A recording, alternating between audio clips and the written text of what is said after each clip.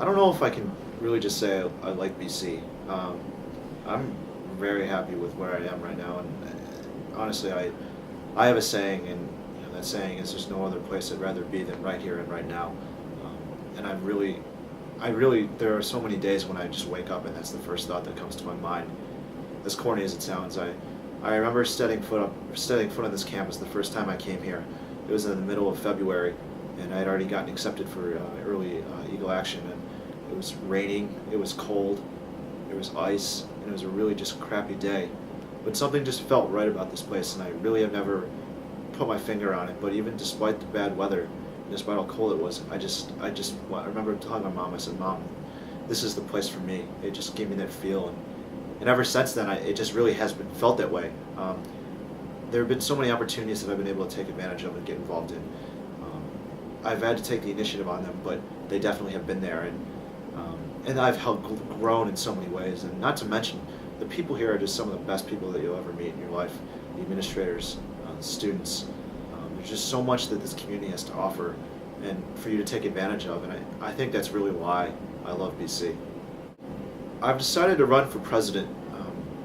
It's interesting because I feel like I've been so involved in UGBC over the past couple of years that I just feel it's something I really would want to do, and I feel it's such an honor to be able to serve on behalf of the rest of the student body and on behalf of the rest of the organization. I remember my freshman year coming in here. I wasn't really sure how it was going to turn out, and whether I was going to fit in, or what clubs I was going to join, or was I going to be like I was involved in high school, or was I going to take a back seat. And I remember a couple older students who went to my high school were involved in Senate, and they really encouraged me to join even before I came to BC. So naturally I ran for Senate, and I was fortunate enough to get elected. And I struggled a lot at first because I wasn't really sure what my role was. But I remember going on 48 Hours with another one of my senators, and we were talking about running for re-election, and she was telling me about how she kind of came to terms with why she wanted to do it, and that was because there are some times when if you let other things get you down, or if they let things discourage you, and if everyone were to do that, then who would be able to fight for students? And it just made me realize that I have in this position I have a blessing and I have a privilege in order to serve students and fight on on behalf of them. And it's really important that I take that to take advantage of that as much as possible. So I ran for re-election, and I started to become more comfortable in my role in Senate, and I started working on a number of different initiatives. And I started to gain success in those initiatives, and some of them were things that people told me that I could never ever change. I was able to help change the athletic ticket policy, something that many people in UGBC said you never had a chance at doing.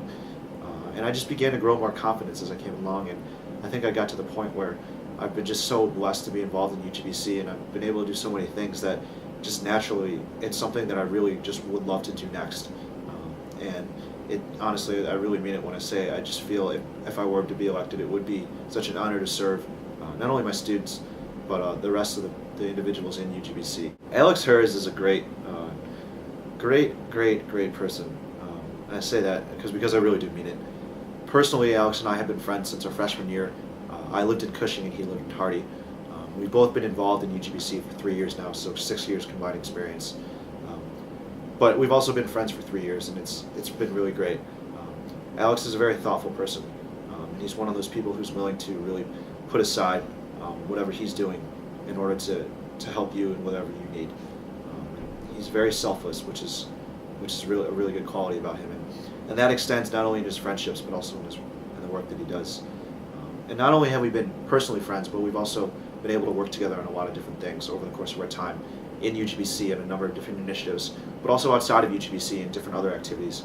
We were both part of the 48 Hours program, both as point guards and now as on the council. And we've also just been good friends outside of this too, being able to hang out together and take trips together and things of that nature. But when it comes down to it, the one thing about Alex is there's no other person who I could trust and who I know is as dedicated and committed to really representing students and leading UGBC like Alex. There are about 3 people in this world who will answer my G-chats and my emails at 3 a.m. in the morning, regardless of what it is. One of them is my dad, because he's up that early. Another one's my mom, because she's my mom and she loves me that much. And the third is probably Alex Hers. And that alone tells me how committed and how dedicated he is to this cause. So a funny story about Alex Hurst. There's way too many. I feel like he kind of sets himself up for a lot of these. But one that really rings true in my mind, and I remember very vividly, is sophomore year. So last year, we went out to Notre Dame to watch BC play Notre Dame, which BC was victorious. And we went to Logan Airport, and Alex must have not flown in a while, and he didn't realize that you cannot bring liquids on airplanes. So he's going through security, and the airport security says, "Sir, I'm going to need to search your bag." So they open Alex's bag, and he's got over $100 worth of liquid gels, all in hair care products. Apparently, he likes to keep his hair gelled. I really can't speak to that because I don't have that much hair to gel. But they were really threatening that they were going to throw it away. And in the past, I've had some of my liquids thrown away. Fortunately for Alex, he got lucky. They let him check his bag in, but he was very close to being a TSA security threat, as we've affectionately dubbed him. And just in general, too, Alex has a tendency to kind of forget about things or leave things unattended. And in the past, he's left his computer open and his Gmail open. And a couple buddies of mine that I know really well, one day we decided to put on one of the features in Gmail, which doesn't allow you to send an email unless you do 5 math problems. And Alex couldn't figure out what was going on, and he spent the entire day, every time he was trying to send an email, with a calculator right next to him to do the math problems because they were actually really tricky. So that's kind of like my fondest memory of Alex. Something people don't know about me. Well, I guess I could say that I am probably one of the biggest fans of Disney World. It's really funny. I kind of get the same enjoyment out of going to Disney World as I did when I was 4. I've probably been there about 12 or 13 times now. I've been there maybe 4 or 5 times in the last 3 years. I'm going there in a couple weeks again, and I don't know, it's just a magical place. It's actually kind of a little bit embarrassing, but not really, because I love Disney so much. I still have Mickey Mouse sheets at home, and I have Mickey Mouse pillowcases. And when I was little, I used to have this life-size Donald Duck, and he was bigger than I was. But then when we moved, somehow I got lost, and to this day, it still pangs my heart because I haven't been able to find one ever since. So that's kind of like my mission next time I go to Disney World, is to find one of those again.